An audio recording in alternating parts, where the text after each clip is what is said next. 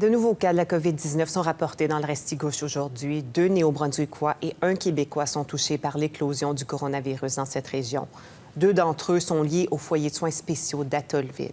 Et en tout, 5 résidents, 3 employés du manoir de la vallée d'Atollville ont contracté la COVID-19.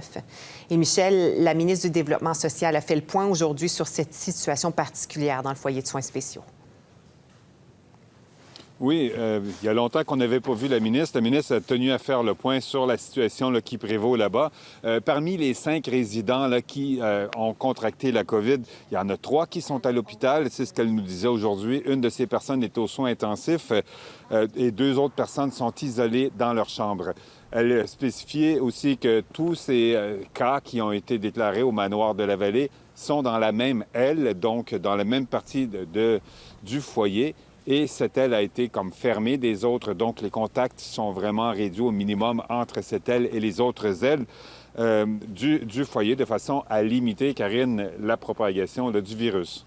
Et qu'est-ce qui se passe du côté du personnel de ce foyer de soins? On sait qu'il y a une pénurie, puis on sait aussi qu'il y a des gens qui sont infectés.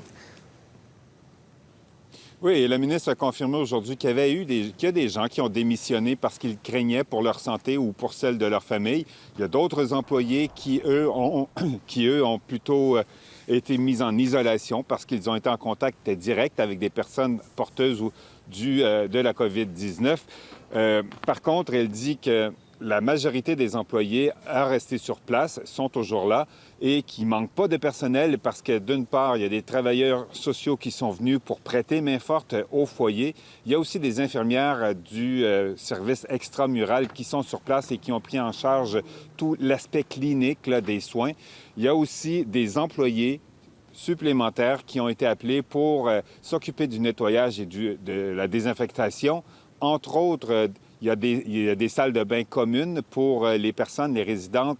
Ces salles de bain-là doivent être désinfectées chaque jour. Ces employés ont été appelés justement pour faire ce genre de travail-là. Merci beaucoup, Michel. Bien entendu, on va continuer de suivre l'évolution de la situation dans ce foyer de soins spécial. Merci beaucoup.